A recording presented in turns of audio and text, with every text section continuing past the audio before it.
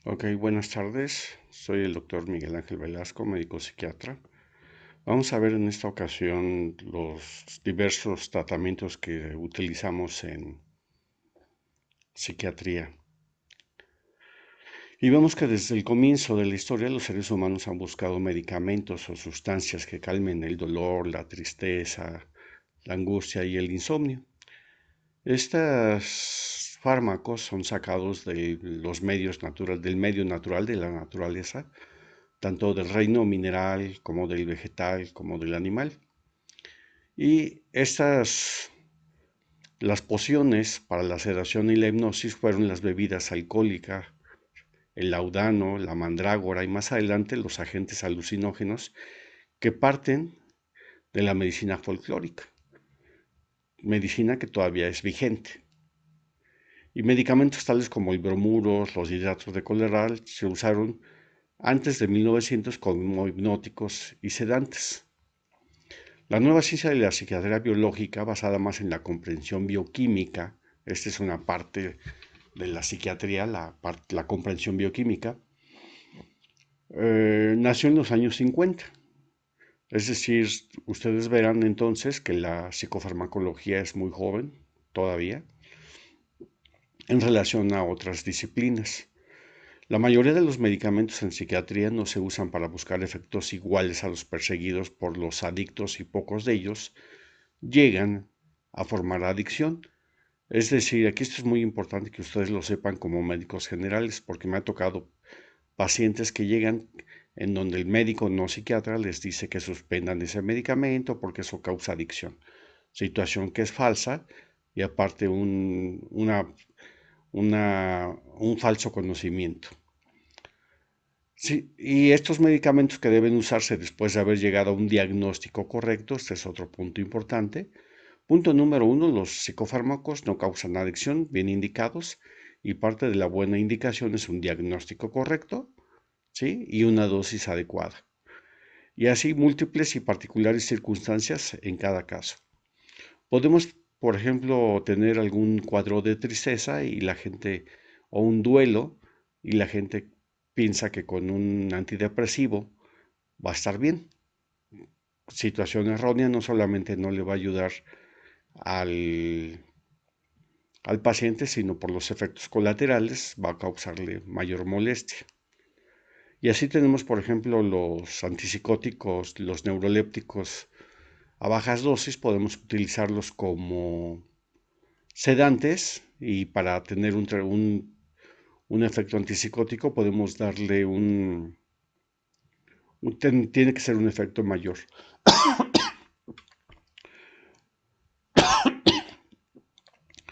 Bueno, tenemos tres grupos así de manera general, que son los ansiolíticos, los antipsicóticos y los antidepresivos. Vamos a utilizar también algunos anticomiciales, como puede ser difenilidantoína, que ya lo veremos más adelante, que también, o el valproato de magnesio, que también tienen un uso en en muchos cuadros mentales. Vamos a revisar de entrada los ansiolíticos.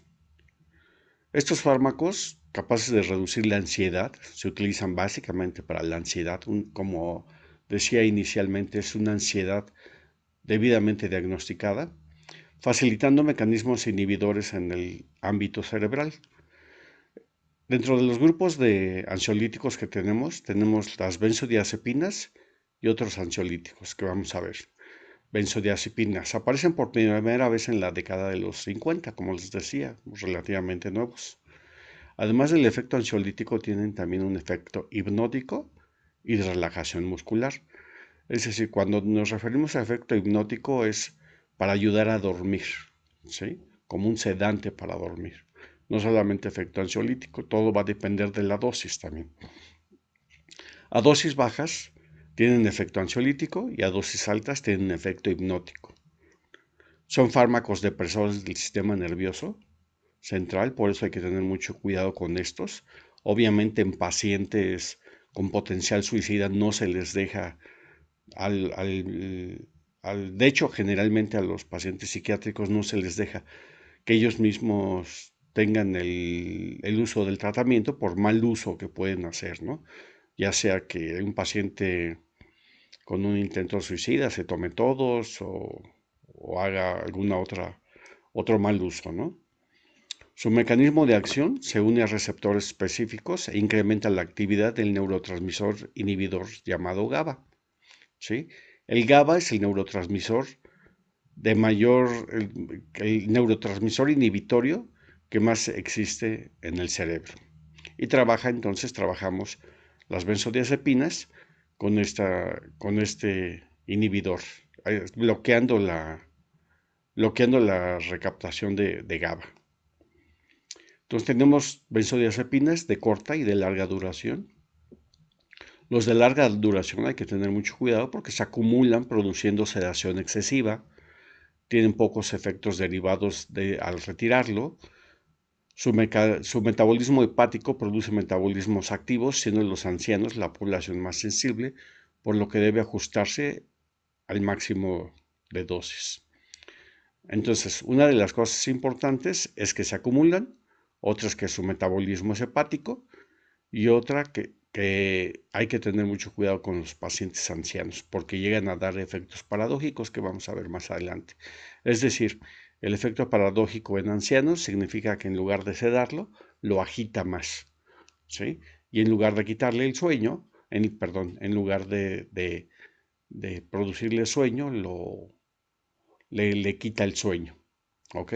Hay pacientes que nosotros les damos el medicamento y que dicen, ay doctor, me siento deprimido porque tengo mucha flojera. Ellos lo mencionan así, pero no tantos que se sientan deprimidos, sino producen una sedación excesiva al otro día, ¿sí?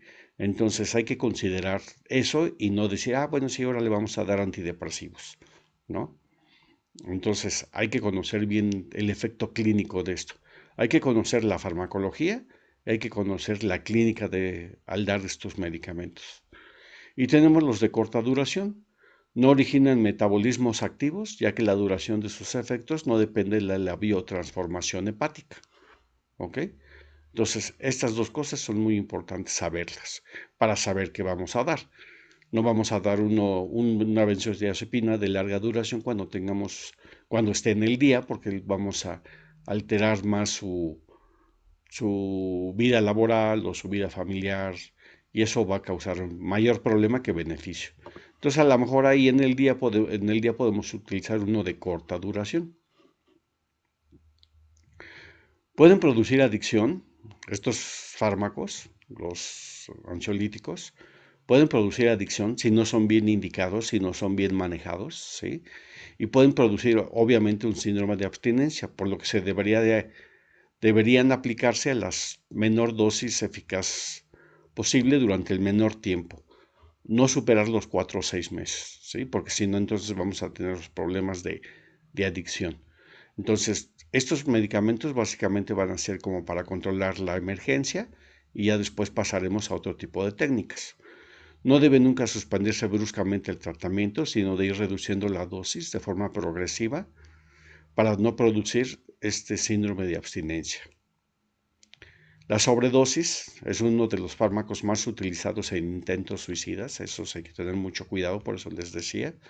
Se pueden tratar con flumacenilo, ¿sí? Pero básicamente generalmente se detectan fácilmente y entonces llegan a urgencias, se hace un lavado gástrico, se da carbón activado y con eso podemos eh, ayudar a la sobredosis. ¿Cuáles son las indicaciones? Tratamiento a corto plazo de la ansiedad, ataques de pánico y ansiedad secundaria a enfermedades orgánicas, como cuáles podemos tener sobre todo a nivel metabólico o endocrino, como puede ser la tirotoxicosis, puede ser un problema de suprarrenales,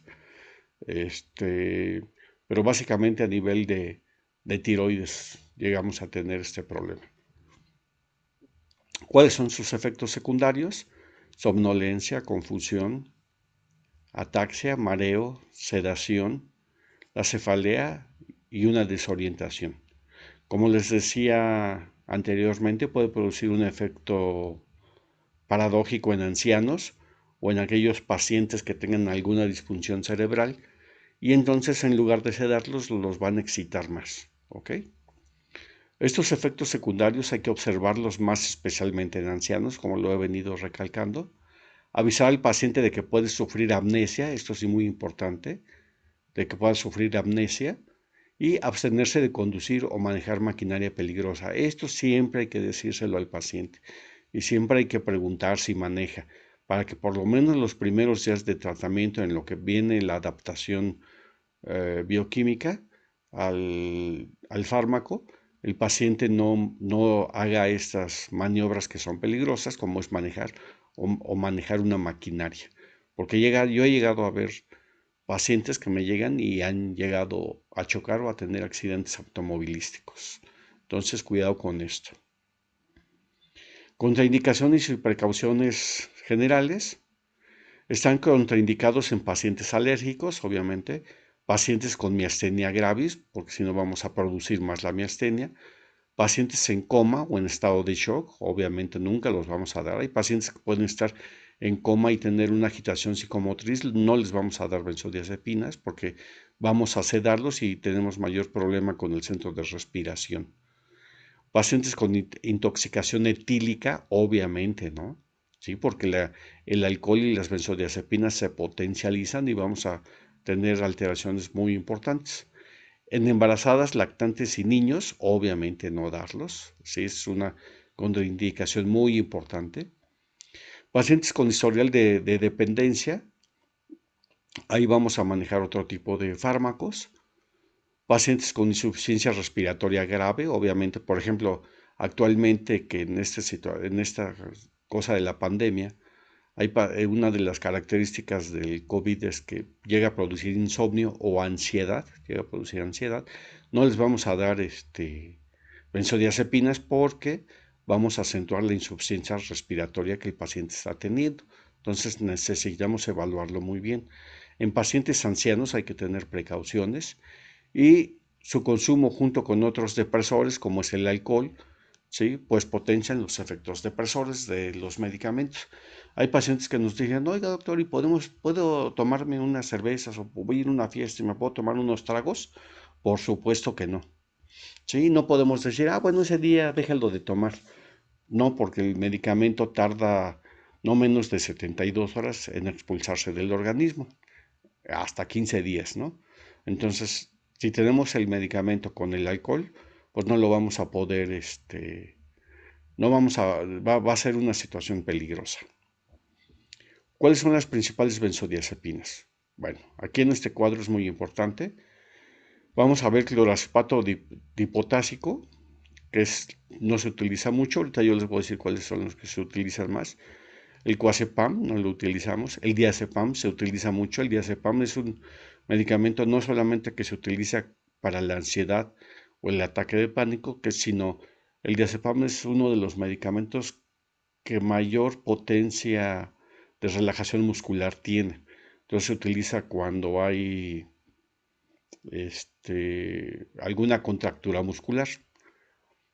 Eh, el bromazepam lo utilizamos mucho también.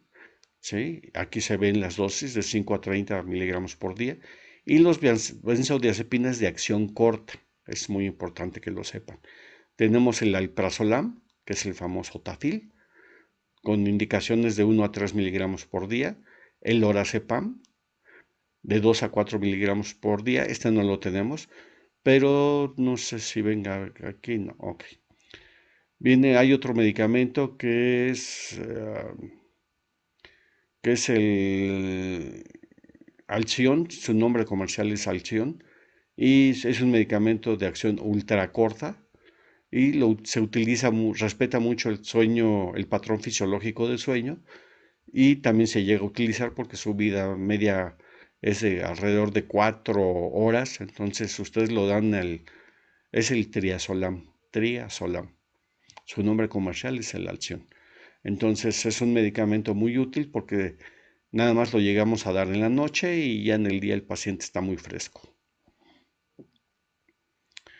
Tenemos la buspirona, ¿sí? Hay algunos colegas que lo llegan a utilizar.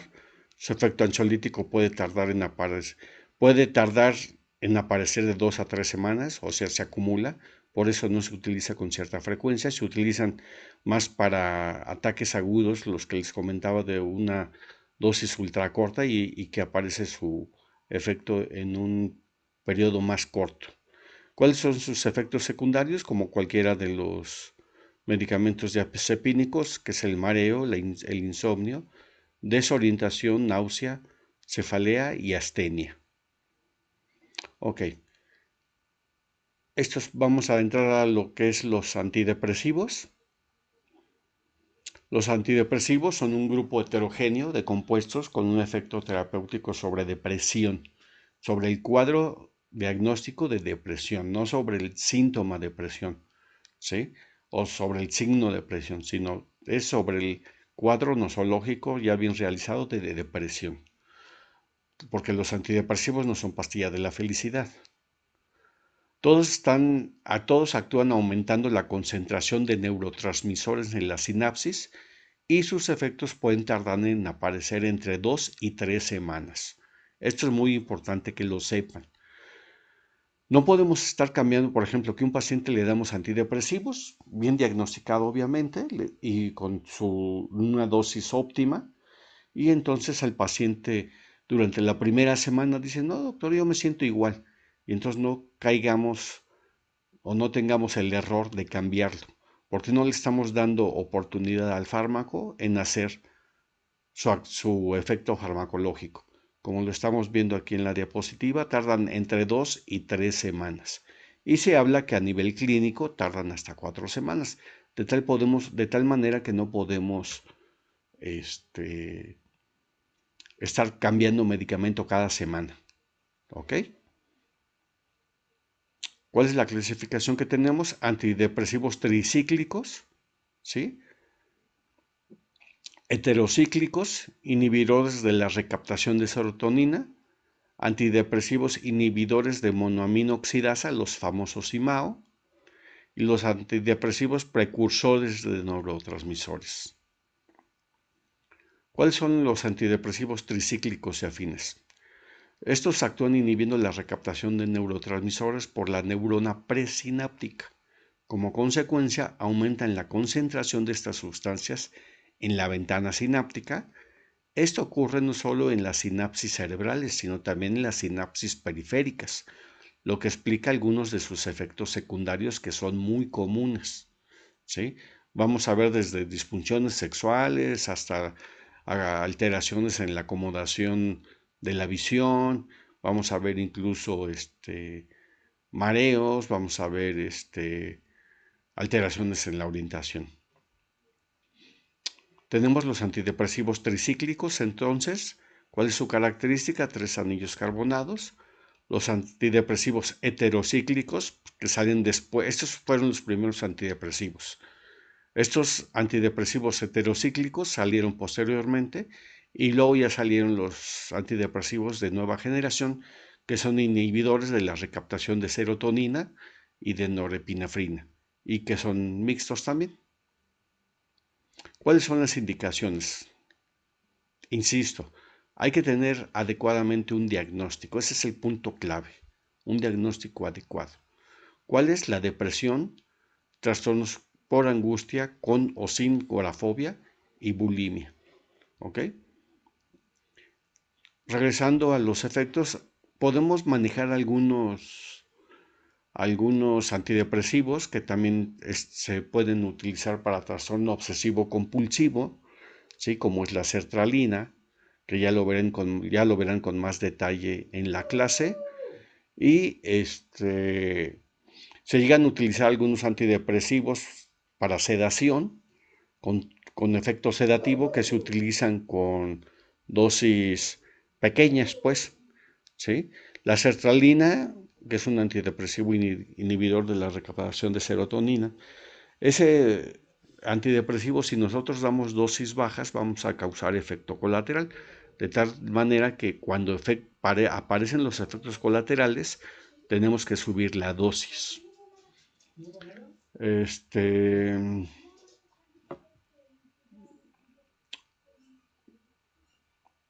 Vamos a ver sus efectos secundarios, lo vamos a ver ahorita en un momento más.